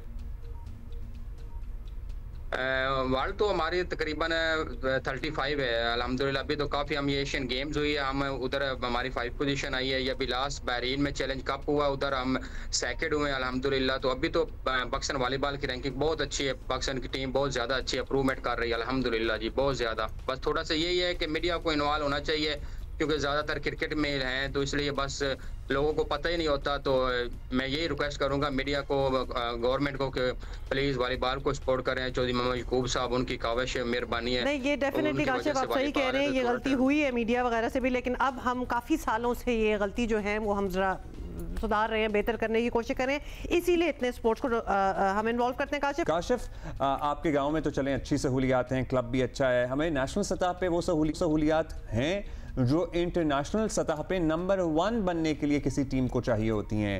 क्योंकि हमने अक्सर खेलों में देखा है, कभी फंड्स का मसला होता है, कभी कोई मसला होता है। आप लोगों को ऐसे मसले तो नहीं है? काफ़ी मसले हैं सर, बहुत ज़्यादा मसले हैं। अभी थोड़ा सा बेहतर हो रहा है अल्हम्दुलिल्लाह, क्योंकि स्पॉन्सर वगैरह मिल रहे हैं। तो इसलिए अभी ईरान से कोच हमारे जो मशकूर साहब ने हायर किया है, तो अभी काफ़ी बेहतर हो रहा है अल्हम्दुलिल्लाह। अभी रिजल्ट भी आ रहे हैं। इसी तरह मजीद थोड़ा सा और बेहतर करें तो इंशाल्लाह हम नंबर 1 पे होंगे, एशिया में होंगे इंशाल्लाह, वर्ल्ड में जाएंगे इंशाल्लाह। अच्छा, आप जब बाहर टूर्नामेंट्स वगैरह पे कभी गए हैं तो क्या पहली चीज़ आपको डिफरेंट नज़र आती है गेम में, कि अगर अगले की आपको गेम बेहतर लग रही है तो आपको क्या लगता है कि क्यों उनकी गेम बेहतर होगी? उनकी ट्रेनिंग डिफरेंट है, उनकी डाइट मुख्तलिफ है, हर चीज़ मुख्तलिफ है जी। क्योंकि हमारी एक तो सबसे बड़ा प्रॉब्लम ये है कि हमारी लीग्स नहीं होती है। बाहर में जितने ममालिक हैं उनमें लीग होती है, 6 महीने लीग उनकी होती है, वो सारा साल खेलते हैं, फिट रहते हैं। हमारा जब इवेंट होता है तो उस इवेंट के लिए हम 2 माह 3 माह के लिए हमारा कैंप लगता है, तो उसमें हम ट्रेनिंग करते हैं, तो फिर जाकर हम इवेंट खेलते हैं। सबसे बड़ा प्रॉब्लम हमारे लिए यही होती है। वो पूरा सारा साल खेलते हैं, आपस में लीग खेलते हैं, लीग उनकी होती है, फिर वो इंटरनेशनल इवेंट आकर खेलते हैं, तो हमारे लिए बहुत ज़्यादा प्रॉब्लम होती है। क्योंकि इधर पाकिस्तान में भी उस तरह की फैसिलिटी नहीं है कि हैं, तो इसलिए बहुत ज्यादा प्रॉब्लम होती है। हमारी इतनी टीमें हैं कि लीग हो सके, नेशनल सतह की लीग हो सके जिसमें इंटरनेशनली भी प्लेयर्स आए? जी अल्हम्दुलिल्लाह काफी हैं जी, बहुत अच्छी लीग हो सकती है। क्योंकि और आप लोग भी तो जाते हैं दीगर मुल्कों में लीगों में हिस्सा लेने के लिए।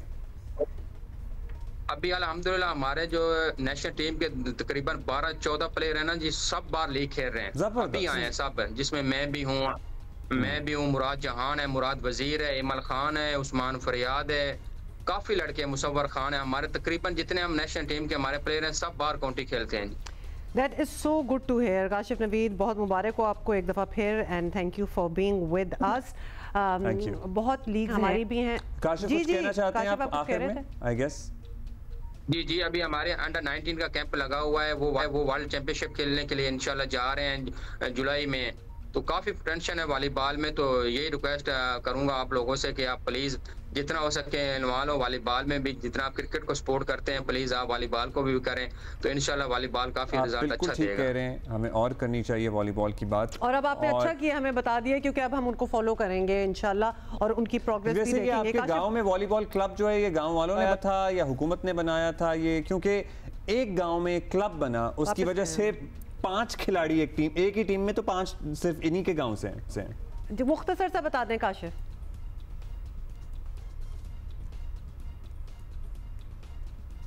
आपका मुनक़ता हो गया, but you know this is an idea. If you want to do something, if you want to you know invest in some area, this is another avenue. मतलब हर जगह साहिवाल के एक छोटे से चक में एक वॉलीबॉल क्लब था, अच्छा स्टेट ऑफ द आर्ट था। टू बी ऑनेस्ट सरप्राइज्ड हुए हैं, बिकॉज़ एक्सपेक्टेशन ऐसी नहीं होती, जिससे ऐसा टैलेंट प्रोड्यूस हुआ कि वो नेशनल टीम का हिस्सा बन गया। क्या जबरदस्त बात है। तो ये मॉडल फॉलो करें ना बाकी जगह भी, and you will be surprised, or could be like many other sports as well. So बच्चों को ऑप्शंस देंगे तो वो करेंगे। अच्छा जी, ये बड़ा कंसर्निंग इशू है, ये वर्ल्ड वाइड इशू है, लेकिन हमारे लिए ज़्यादा कंसर्निंग होता चला जा रहा है, और वो है पानी का इशू। तो कराची का शुमार ऐसे शहरों में होता है जो पानी की शदीद कमी से दोचार है, और शहर का बड़ा हिस्सा पानी की ज़रूरत वाटर टैंकर्स के ज़रिए पानी खरीद कर पूरी करता है। और आपको पता है कि ये बाकी the rest of the country can not understand this concept के हमें बलूचिस्तान में भी ये मसला है, वैसे गवादर में भी ये मसला है, बलूचिस्तान के मुतादिद इलाकों में मसला है। साथ ही शहर में पानी का ज़िया भी बहुत बड़ा मसला है। सो ये साइड बाय साइड चीज़ें चल रही हैं। शहरी हुकूमत ने पानी का ज़िया रोकने के लिए बाज़ाब्ता कानून साजी का फैसला किया है। मेयर कराची मुर्तज़ा वहाब का कहना है कि पानी बचाने के लिए बल्दिया उस्मा कराची में कानून साजी की जाएगी और पानी ज़िया करने वालों के खिलाफ जीरो टॉलरेंस पॉलिसी होगी, और ऐसा ही होना चाहिए, और जुर्माने भी किए जाएंगे, विच इज़ वेरी गुड। मुजव्वज़ा कानून में शॉपिंग मॉल्स, प्लाजाज, दफातर और बस अड्डों पर गाड़ियां धोने पर मुकम्मल पाबंदी की तजवीज़ है, जो हम शुरू में पिछले घंटे में बात कर रहे थे, और ऐसा ही होना चाहिए। नर्सरियों में वाटर बोर्ड का पानी इस्तेमाल करने की पाबंदी की सिफारिश की गई है। मेयर कराची के मुताबिक सिटी काउंसिल के अगले इजलास में पानी के ज़िया पर काबू पाने के लिए करारदाद पेश की जाएगी।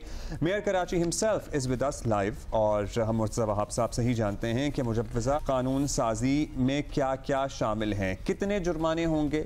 ये जो घरों में हम देखते हैं कि आपको पता है कि जो रेगुलेटेड हाउसिंग सोसाइटीज़ होती हैं, अगर आपके गैराज के स्लोप से पानी बाहर बहना शुरू हो जाए वहाँ पे फाइन होता है, जुर्माना आयद होता है।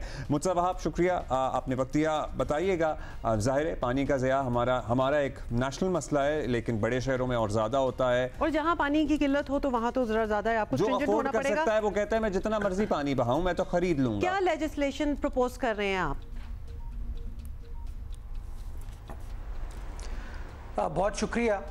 देखिए, हमारे शहर के अंदर पानी की कमी भी है और पानी का ज़िया भी है। तो जहां शहरी इंतज़ामिया, हमारी हुकूमत पानी की कमी को मीट करने के लिए पानी की सप्लाई बढ़ाने की कोशिश कर रही है, उसके साथ साथ हम ये समझते हैं कि चूँकि पानी जिनके पास लाइनों में आता है उसकी कॉस्ट इतनी कम है। आपने बिल्कुल सही कहा अब्दुल्ला कि वो कहते हैं ठीक है जी, हम पानी अगर ज़ाया भी करते हैं it makes no difference, because वो जो फिजिकल उसकी इम्पैक्ट है वो उनके ऊपर इतना सिवियर नहीं होता। नतीजा ये होता है लोग अपनी पानी की मशीन चला के रखते हैं और वो ओवरफ्लो करती रहती है आपकी टंकी, इट मेक्स नो डिफरेंस। आपकी सड़क भी ख़राब होती है, आपके इलाके में पानी भी ज़ाया होता है, और ऐसे बहुत सारे लोग हैं जो कि पानी की इस नेमत से महरूम हैं। हम उनकी हक तलफी भी करते हैं अनफॉर्चुनेटली। तो सिटी काउंसिल के आने वाले इजलास में हमने प्रपोज़ ये किया है कि हम इन चीज़ों को रेगुलेट करना शुरू करें। आपने बिल्कुल सही पॉइंट आउट किया कि जो छोटी सोसाइटीज़ हैं, जो रेगुलेटेड सोसाइटीज़ हैं, उसके अंदर तो इन चीज़ों को कर लिया जाता है, लेकिन बड़े पैमाने पर शहर के अंदर जो पानी का ज़िया है वो ना हो। तो हम काउंसिल में दोनों चीज़ों को लेके जा रहे हैं कि ज़िया को रोकने के लिए कि पानी ज़ाया ना हो, पेनल्टी भी लगे, यानी कि जुर्माना भी आयद हो और जो सज़ा भी दी जा सके। ये काउंसिल में हम फ्लोट करेंगे, तमाम सियासी जमातें इसके ऊपर गुफ्तगू करेंगी और उस गुफ्तगू के बाद हम उस चीज़ों को फाइनलाइज कर पाएंगे क्या यह जुर्माना कितना होना चाहिए और अगर सज़ा तजवीज़ की जाती है तो सज़ा कितनी हो। तो इंशाल्लाह 21 को हमने इजलास कॉल किया है और होपफुली इसके ऊपर अच्छी गुफ्तगू करने के बाद कोई ना कोई ऐसी पॉलिसी बनाने में हम कामयाब हो पाएंगे जिसका फायदा। एक नर्सरियों की सजेशन हमें सामने आई, एक सजेशन ये सामने आई कि गाड़ियां नहीं धो सकते, अपने घरों में गाड़ी नहीं धो सकते, या फिर जगह जगह लारी अड्डों, बसों अड्डों, बस अड्डों पे गाड़ियां, या फिर जो जगह जगह गैर कानूनी सर्विस स्टेशंस हैं उनको भी आप देखेंगे कि अगर किसी के पास रिसाइकलिंग सिस्टम पानी का मौजूद नहीं है तो वो इस तरह हजारों लीटर पानी ना ज़ाया करे। देखिए, मैं छोटी सी आपको मिसाल देता हूँ कि मैं एक दिन बारिश हो रही थी शहर के अंदर, तो शहर के राउंड पर निकला हुआ था और बारिश हो रही थी as we were going past the city. तो मैं धोराजी कॉलोनी से गुजरा। आप यकीन जाने अब्दुल्ला, मुझे इतना दुख होता है कि बारिश हो रही थी और एक साहब जो हैं वो अपने घर के बाहर गाड़ी को धो रहे थे। मतलब हम इन चीज़ों को अनफॉर्चुनेटली सही तरीके से समझ नहीं पाते हैं, हम अवेयरनेस क्रिएट करने में नाकाम रहें। तो हम इनको जहाँ जहाँ पानी का ज़िया होता है, फॉर एग्ज़ाम्पल आपके ऐसी दुकानों पे जहाँ पे कार वॉश और बेदुरेख पानी का इस्तेमाल हो रहा है उनको हम रेगुलेट करेंगे। आपकी नर्सरीज़ हैं, ग्रीन बेल्ट्स हैं, हम as KMC as municipal government हम ये करते हैं कि हम रिसाइकल्ड पानी इस्तेमाल कर रहे हैं। हम जो अपना सेवरेज का पानी है उसको ट्रीट करके अपने पार्क्स में और ग्रीन बेल्ट्स में इस्तेमाल करते हैं। अनफॉर्चुनेटली हमारी नर्सरीज़ में ये होता है कि वो नर्सरीज यूजुअली उस जगह पर बनाई जाती हैं जहाँ पर पानी की सप्लाई बड़ी अच्छी है। What they do is कि instead of using the treated water और रिसाइकल्ड पानी इस्तेमाल करने के बजाय वो जो मेन वाटर बोर्ड की लाइन जारी होती है उसी में से एक पंक्चर करके या एक कनेक्शन लेके वो उस पानी को ज़ाया कर रहे होते हैं। तो इन तमाम चीज़ों के ऊपर रोकथाम इंशाल्लाह किया जाएगा। एंड राइटली आपने कहा कि लारी अड्डा या जो बस स्टॉप से बड़े वाले जहाँ पर ट्रक्स और बसेस पार्क होती हैं उनको भी रेगुलेट किया जाएगा। अच्छा, ये जो आपने ये बारिश में जो गाड़ी धो रहा था, इस किस्म के बहुत लोग हैं, बड़ी दुनिया है इस किस्म की, और जितनी भी आप कोशिशें कर लें, इम्प्लीमेंटेशन कर लें, लॉज ले आएँ, मतलब ये तो अक्ल की बात है ना, ऊपर से बारिश हो रही है और गाड़ी भी साथ धुल रही है। बट रियली ये सारे जो आपके आइडियाज़ हैं, how do you propose to implement them? मतलब कमेटी टीमें बनेंगी जो जाके चेक किया करेंगी, राउंड्स पे निकला करेंगी, इसको आप आगे कैसे लेके चलेंगे? अब्दुल्ला, केएमसी की वर्कफोर्स तो बहुत है, वो वर्क ना करे वो अलग बात है, लेकिन वर्कफोर्स तो बहुत है माशाल्लाह। ये तो सवाल फिर आप ही से बनता है कि वो वर्क क्यों नहीं कर रही, अगर नहीं कर रही तो आपके पास क्यों है? यार ये तो जिनकी पक्की नौकरी होती है ना, अनफॉर्चुनेटली उनको निकालना बड़ा मुश्किल हो जाता है, और जब आप उनको निकालते हैं तो फिर वो हमारे सियासी मुखालफिन फिर तनकीद करते हैं कि जी आप इसको सियासत की भेंट लोगों को ना चढ़ाएं। तो बाहर कैफ हम कोशिश ये कर रहे हैं कि हमने अपना एक इन्फोर्समेंट डिपार्टमेंट स्टैब्लिश किया है केएमसी के अंदर, जिनका बुनियादी काम ये है कि जहाँ जहाँ वो कोई कानून की खिलाफ वर्जी देखते हैं उसके ऊपर कानूनी चाराजोई की जाए और फाइन्स लगाए जाएं। मेरा अपना मानना ये है कि सॉरी मैं शायद इतनी पार्लिमानी गुफ्तगू ना करूं, लेकिन इजाज़त दीजिएगा आम अल्फाज में समझाने के लिए। जब इंसान समझता है बाप का माल है, जब उसको पता है उसको खुद पेमेंट नहीं करनी, उसके ऊपर कोई जुर्माना नहीं होगा, वो फियर फैक्टर आपके अंदर से निकल जाता है। तो हम कोशिश ये कर रहे हैं कि वो फियर इम्पोज करें, and that fear will be impose by way of penalties.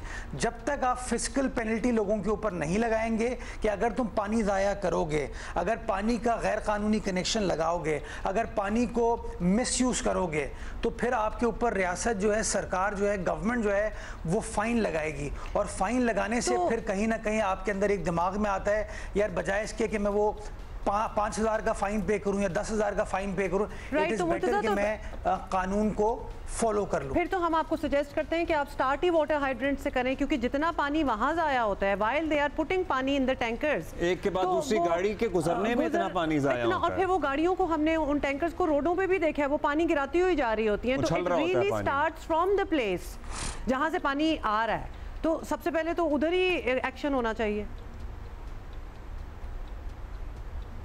जी वहाँ पे भी करेंगे। देखिए जहाँ कहीं भी पानी ज़ाया हो रहा है ना, हुमा आपको देखना ये पड़ेगा कि देखें कहीं अगर लेट से छोटा सा ज़िया है ना, कि अगर लेट से सप्लाई के दरमियान कहीं कुछ हो रहा है तो चलें आप उसको थोड़ा सा अवॉइड कर सकते हैं, लेकिन अगर बेदुरेग वेस्टेज है जिसका फ़ायदा किसी को नहीं हो रहा, तो मैं ये समझता हूँ उसके ऊपर कभी ना कभी तो हमें काम करने की ज़रूरत थी। हमने काम स्टार्ट किया और इसके अंदर जो हाइड्रेंट्स हैं, जो टैंकर्स हैं, अगर उसके अंदर भी इस तरह की वेस्टेज हो रही होगी जो बिल्कुल ही अनहिंडर्ड होगी, तो उसके खिलाफ भी कार्रवाई इंशाल्लाह करेंगे। अच्छा, अब आपका कैसे कार्रवाई करेंगे? मतलब वही वर्कफोर्स जो आपने कहा बहुत ज़्यादा है, वो उनकी कोई टीमें बनेंगी, ये सर्वे करेंगे, छापे मारेंगे, मतलब क्या है? एहलकार आपके जगह गली मोहल्लों, इतने बड़े शहर में गली मोहल्लों में जा जा के चेक करना कि कौन पानी ज़ाया कर रहा है या किसके गिराज से पानी बाहर बह रहा है, इट्स वेरी डिफ़िकल्ट।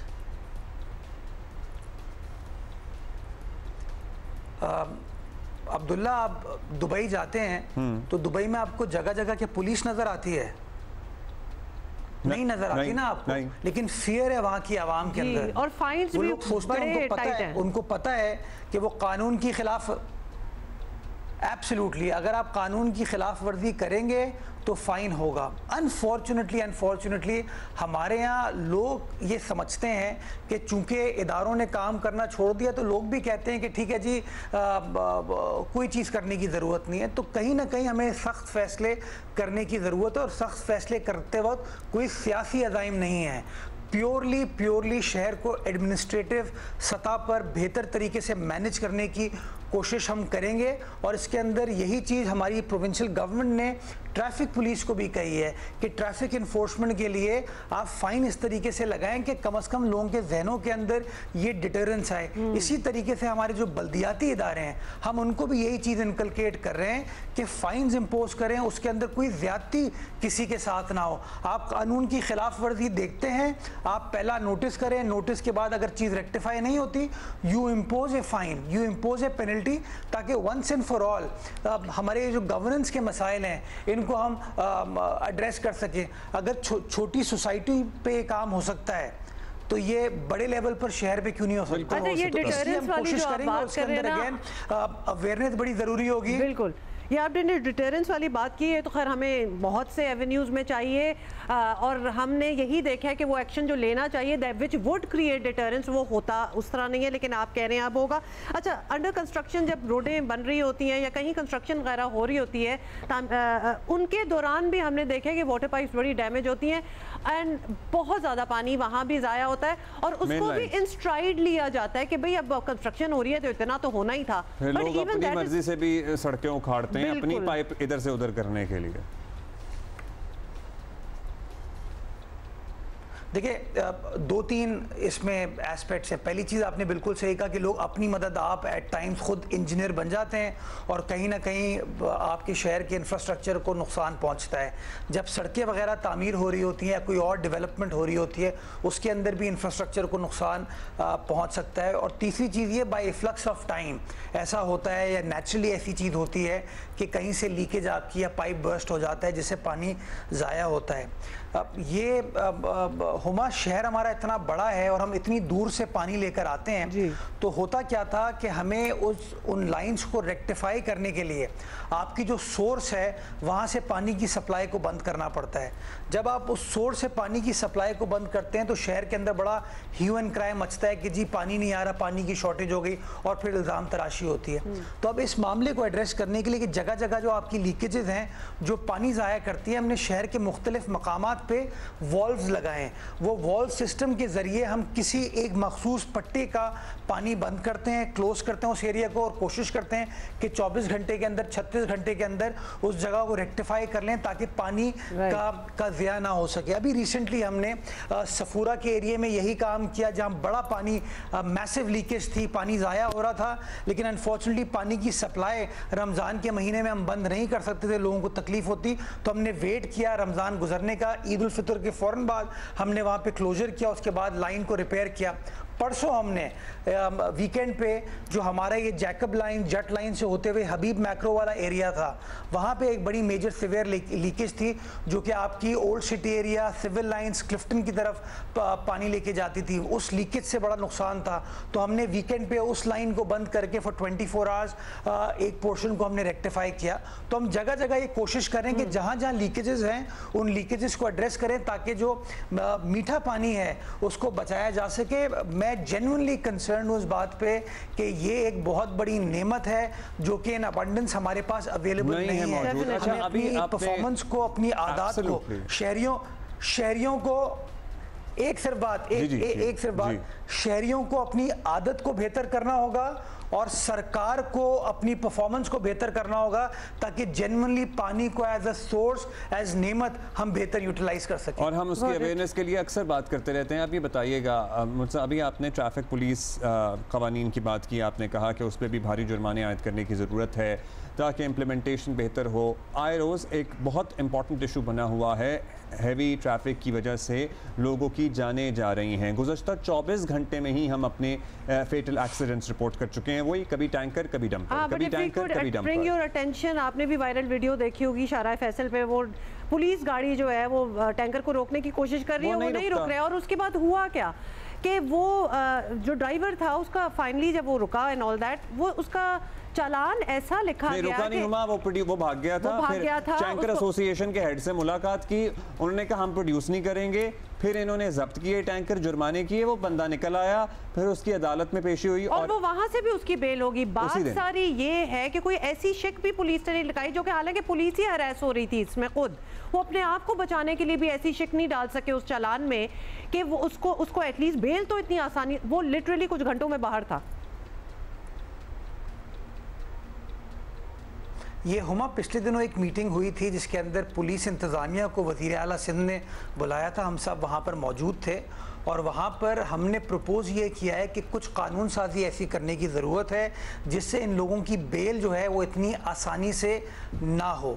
ये एक लकूना है जिसका कहीं ना कहीं फ़ायदा उठा लिया जाता है। इन चीज़ों को एड्रेस करने की ज़रूरत है और हुकूमत इन एस्पेक्ट्स पे काम कर रही है कि ना सिर्फ भारी जुर्माना हो but at the same time अगर गिरफ्तारी होती है तो बेल होना इतना आसान ना हो। अच्छा, गवर्नर साहब ने ख़त लिखा था, आपने उन्हें तफसील भी दी थी प्रोजेक्ट्स के लिए, वो 100 अरब का मामला, उस पर कोई पेशरफ्त है? जी पेशरफ्त ये है कि गवर्नर साहब ने मुझे वीकेंड पे सैटरडे को मेरी उनसे मुलाकात हुई थी, उनने मुझे बुलाया था कि मैं इस्लामाबाद जा रहा हूँ और मैं वफाकी हुकूमत से इन प्रोजेक्ट्स के ऊपर गुफ्तगू करूँगा। तो मैंने उनको एक्सप्लेन कर दिया कि सर ये प्रोजेक्ट्स हैं जो हमने आइडेंटिफाई किए हैं, इसका शहर को इस तरीके से फ़ायदा होगा। तो he is taken notes of that and he is gone to Islamabad. तो मैं पुरुमीद हूँ इंशाल्लाह कि जो वादा गवर्नर साहब ने किया है उस वादे को अच्छा, पिछली दफ़ा आए थे तो आपने कहा था मार्च में खुल जाएगा Malir expressway also known as Shahrah Bhutto का सेकंड फेज़। अब मार्च गुजर गया, अप्रैल भी आधा गुजर गया है। So when is it opening the second phase? 30th April. 30th April. Oh lovely. 30th April Abdullah. उसके अंदर थोड़ा सा डिले सिर्फ इसलिए हुआ कि रमज़ानुल मुबारक के जो आखिरी अशरा होता है उसके अंदर जो वर्क फोर्स है वो चले जाती है अपने घर, तो वो मौजूद नहीं होती, तो इसलिए थोड़ा सा डिले हुआ। But ji 30th April has been given as the date for the official opening up of Shahrah Bhutto second phase till Qaidabad and from Qaidabad to Qayyumabad. बहुत शुक्रिया। थैंक यू, शुक्रिया आपके वक्त। बैरिस्टर मुर्तज़ा वहाब मेयर कराची हमारे साथ से बहुत से उन्होंने वादा भी किया था कि जब हमारे पास कुछ सवाल होंगे कंसर्निंग द सिटी वो आएंगे और जवाब देंगे, and that is what he did. We are gonna see you tomorrow इंशाल्लाह।